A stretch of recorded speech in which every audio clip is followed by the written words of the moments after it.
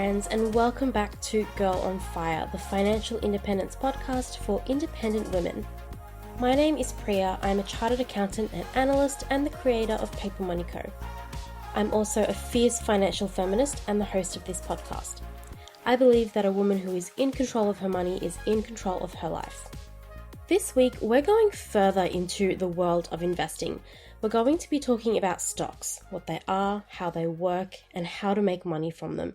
Now, this topic is actually going to be split into 2 episodes because it's a lot of information, and I'm also testing out whether you prefer listening to shorter or longer episodes. Shorter episodes are always easier for me to record, so I want to see if that works for you as well. Maybe I'm such a huge introvert that even spending an hour talking to myself is super exhausting. I don't know. But this episode will be part 1 and part 2 will come out next week. Part 2 will be all about risks and how much you actually need to start investing in the stock market. As always, Girl on Fire is about learning, so grab your favorite notebook or journal and take notes as you listen. The transcript is up on my website, papermoneyco.com as well. But before we really get into it, I just wanted to let you know I've put together an investing starter guide, which you can get for free on my website, papermoneyco.com. It walks you through the steps you need to take to get yourself and your finances ready for investing. It covers budgeting, emergency funds, managing your credit, and gives you a clear step-by-step checklist to get ready for investing. So I highly recommend you go and check that out. Okay, so let's dive in. Now, investing is really scary and risky for a lot of people, especially when you first start investing in shares. Seeing the stock market go up and down can make you queasy. No one likes to lose money, and we think that it's safer to just keep our hard-earned money in a savings account. And there's no judgment here. Girl on Fire is a judgment-free zone. I was like that too. I made my first investment at 18. Literally the day I could make a CommSec account, I did. And I was so terrified of the idea of losing money that I just kind of froze and didn't really try again until I was older. I just thought that I didn't have the stomach for something like that. But I was a hard worker, and my first job out of university had an entry-level salary, but I knew that it was just my starting point and that my income would increase over time. I thought I'd be okay. I'll just work and then I'll retire and then I can do whatever I want. Well, it only took a few years of working for the man to realize that I hated working for the man. I hate having a boss and being told what to do. I hated letting someone else decide when I woke up, when I went to bed, where I had to be every day, what I could wear, when I could take a holiday, whether or not I could take a nap in the afternoon. I hated it. And I'm really not interested in spending 40 years of my life chained to a desk just so that I can relax in the 20 years I have left before my time runs out. I became so obsessed with the idea that I was running out of time. I had all these things that I had always wanted to do, and I was just putting it off until I retired and had more time. And I know that's something a lot of people do, so I'm in no way alone in thinking that. And to be honest, I frequently have these moments where I freak out because I realize that I've only got a certain number of years left, and I haven't done as much as I would have wanted to. But that's when it really hit me that, yes, investing carries some risk, but the biggest risk is trading hours of my life away to pay the bills, or expecting to retire at 65 while having all the time and money and energy to do everything I've always wanted to do. Having good health at 65 to enjoy my freedom, even banking on making it to 65 at all, is a risk. I realized that not investing at all is even more risky than investing. And I can make more money, but I can't make more time. So that's when I decided that I was going to take control and really make my dreams of being work optional come true. That's something we talked about way back in episode 1, so you can go back and listen to that if you haven't already. That's when I really started to focus on stock market investing. But the whole point of me sharing that story is this. It's okay to be scared. But you have to understand that not investing is a huge risk. And the consequences of not investing, like working until your dying day, is not something you can undo. And while it's okay to be scared, you are not a Barbie doll. You can learn about investing. The more you learn, the less scary it becomes. So that's what we're doing today, and we're going to keep doing it. Learning never stops for Girls on Fire. Okay, so that's the end of story time and my little pep talk, so let's dive into this episode and talk about stocks. First, what are they and how do they work? The best way to understand what stocks are is by picturing a decadent chocolate cake. Imagine that a company is a chocolate cake. That cake can be cut up into slices, and those slices can be sold at a market called a stock exchange. I can buy and own a slice of that cake. So let's say I buy 3 out of the 10 slices of this chocolate cake. Don't judge me, I like cake. That means I own 30% of that cake. I can then either keep my slices and make money as they become more valuable, or I can sell them. But I own a portion of that cake, so when the cake makes some profit, I get a proportion of it as well. Companies work in the same way. They can be split up into individual slices called shares that you can purchase and own. And owning those slices gives you a claim over the company's assets if they go out of business. And it also gives you the right to receive a portion of their profits as income, which we'll talk about a little bit later in this episode. You can either hold on to those slices and keep earning that income and keep making money as the value of the slice goes up, or you can sell your slice to other investors. Now, because you're one of the owners of the company, you also get a right to vote when the company makes decisions. Something to note here though, those individual slices that a company is broken into, those are called shares, and a collection of shares is called stocks. Most of the time though, the words share and stock are used interchangeably and they refer to ownership of a company. Another thing to note is that there are different types of stocks, and the different types give you different rights. But most of the time, you're trading common or ordinary stocks, so that's what we'll be talking about in this episode. So why do companies issue stock? Why do they allow people to own a piece of them? Companies issue stock as a way of raising money to fund their growth or their expansion. So if a company issues 500 shares at $2 each, that means the company is raising $1,000 to reinvest into the business. Now, they only raise money when shares are issued for the first time. So when you buy and sell shares from other investors on the stock market, the company isn't getting that money. But the value of the company changes depending on how the value of its stock changes. And a lot of the time that depends on what the market and what investors perceive the company to be worth and what they perceive its stock to be worth.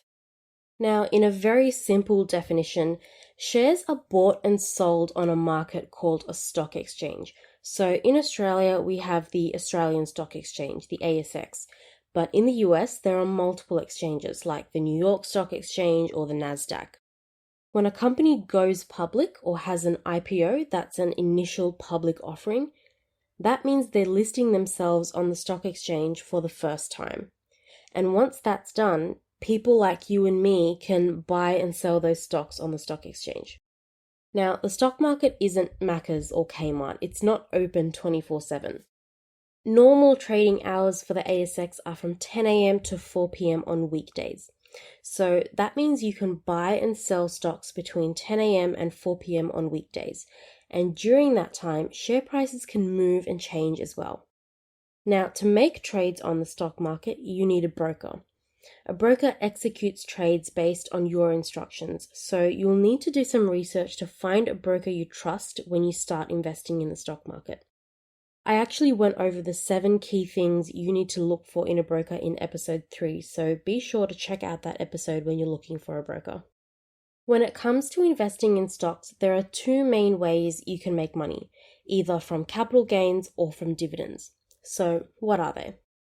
A capital gain is the profit that you earn from selling something at a price that's higher than what it cost you.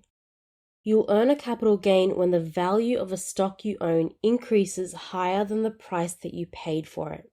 Now, that gain is unrealized while you still hold the stocks. because the stock price can still change. Those gains are only locked in when you sell the stock. So, for example, if you purchased 100 shares in PMC at $1 each, and then the stock price increases to $1.20, then you've made 20 cents on each of your 100 stocks. So in total, you've made a gain of $20. Now, the opposite happens if the stock price drops below what you paid for it. So, for example, you've just started investing in the stock market and you own 100 shares in PMC that you purchased for $1 each. And then the stock price drops to 90 cents. In that case, you're making a loss of 10 cents per share, which in total is $10. Now, the important thing to note here is that the gains and losses in this example are unrealized because you still own the stock. The stock price can move up and you can make a higher gain, or it can drop and you can make a bigger loss. Once you sell your stocks, the gain or loss you've made is locked in. Any gain or loss becomes real once you sell. But until you sell, things can still change. That's why you'll hear people saying that you only lose when you sell. So that's the first way that you can make money on the stock market. If the stock price increases above what you paid for the stock, you'll make a capital gain. Now, the other way to earn money on the stock market is through dividends. Companies pay a portion of the profits they earn to their shareholders, their owners. So by owning shares in a company, you'll earn a portion of their profit. That payment is called a dividend. Dividends are issued as a certain amount per share. So for example, 50 cents per share. So the more shares you own in that company, the higher your dividend will be. Dividends are an amazing thing. When you get your first ever dividend check, you realize how easy it was to earn that income. All you did was buy something and hold on to it, and someone is paying you for it. So as far as passive income goes, dividends are great. You don't have to go and work for that company to earn income from it. And that's a fantastic reason to start investing in the stock market. Most companies pay dividends quarterly, and the amount that they pay will usually depend on how profitable they were during that quarter. So, for example, most companies paid a lower dividend for the first quarter in 2020 because their profits were lower due to the pandemic. Now, the important thing to note here is that most of the time, dividends aren't guaranteed. Companies don't have to distribute their profits back to shareholders. Especially for younger companies that are growing and expanding, they can choose to keep those profits to invest in the business. So if you want to create an income stream from dividends, you'll need to be investing in companies that have a proven history of paying out consistent dividends. Okay, so in the next part of this episode, let's talk about some of the main benefits you get from investing in the stock market. The biggest benefit is that the stock market on average over the long term yields great results. Now, of course, this changes depending on which stocks you're invested in and how your portfolio is structured. And this can change from year to year. You can have a couple of terrible years followed by a couple of great years. But over the past 30 years, Australian shares have, as a whole, had an average annual return of 8.9%. And for US shares, the average annual return is 10.3%. So that just goes to show you that buying and holding for 30 years gives you a fantastic return, even though the market can fluctuate wildly in the short term. Because 2020 was a dumpster fire, and 2008 was a dumpster fire. But over the course of 30 years, you're still making a great return. This is how people retire, friends. No one is going to give you a loan for retirement. And for most of us, with slow wage growth and inflation, it's impossible to save up for retirement. It all comes from investing. It comes from being able to grow your money. Think of investing like money alchemy. You make money from money. Now, the important thing to note here is that past performance does not predict future performance. That's a mistake a lot of new investors make when they're getting started with stock market investing, especially if they go into it without understanding it. But history has shown that over time, as economies grow, the stock market continues delivering positive results. Another great benefit of investing in the stock market is that it's highly liquid. So, what is liquidity? Liquidity is a measure of how quickly and easily something can be turned into cash. The faster you can turn something into cold hard cash, the more liquid it is. So, for example, stocks are really liquid because you can sell them on the market and get cash in the bank within a couple of days. But something like real estate, however, has low liquidity. It can take months to sell your house and actually receive the cash for it. Now, with stock market investing, it's best to follow a long-term buy and hold strategy. So your money has time to just sit there making more money. But if you did have to withdraw your investment and get your cash back, you could do that within a couple of days. Of course, I recommend a long-term buy and hold strategy. That's what I do with my own investment. And yes, the option to withdraw is there, but I also don't want you to freak out when you first start and withdraw your money the moment it gets a little dicey. If you stop before you really even start reaping the benefits of stock market investing, you won't make any money. So investing in the stock market has the benefit of being liquid. When it comes to investing in the Australian stock market, one of the great benefits is that we earn franking credits when we receive a dividend. Now, franking is Australia's dividend imputation system, and it's a huge topic on its own that we'll cover in detail in a future episode. But for now, what you need to know is this. Franking credits are essentially a credit that you receive on your taxes when you earn a dividend. And you get that credit because the company that you're a part owner of already paid taxes. So companies pay dividends from their after-tax profits. That means they've already paid taxes on the money they use to pay out dividends. And since you're an owner of that company, you earn a credit on those dividends because the company already paid taxes on that money. In Australia, we pay taxes on all our worldwide income. So when you earn a dividend, you need to pay tax on it. But if your dividend comes with a franking credit, then you only have to pay the difference between your personal tax rate and the company tax rate, which is currently 30%. This is another way that the government incentivizes people to invest in Australian companies. And it's also to avoid the double taxation of dividends. Because if a company pays you a dividend from its after-tax profit, and then you pay taxes on the dividend itself, it's essentially being taxed twice. So by giving you a credit for the tax paid by the company, you only have to pay the difference in your taxes. Franking is a pretty complicated topic, and I've only spent a few minutes going through it. But what you need to know for now is that franking is a benefit when you're buying shares in Australian companies. Moving on, one of the great things about making money on the stock market is that everyone is equal. The amount of money you earn will be determined by which companies you're invested in and how much you've invested. No one knows if you're a woman, if you've got dark skin. No one knows if you're Asian or if you're an immigrant or what your pronouns are. You'll get the same dividend per share and the same capital gain as all the rich white men. There's no gender pay gap there. No one can pay you less for being a woman. And you also don't need to be wealthy to start investing in the stock market. And anyone can do it, and anyone can become a millionaire. Shares are also a great investment if you're looking to create an income stream. You'll just need to make sure you're invested in companies that consistently pay dividends. The only thing to keep in mind here is that dividends aren't guaranteed. Companies can choose not to issue dividends if they want to keep profits for growth or if they've been struggling. Having said that though, when you do earn a dividend or even a capital gain, it's passive income.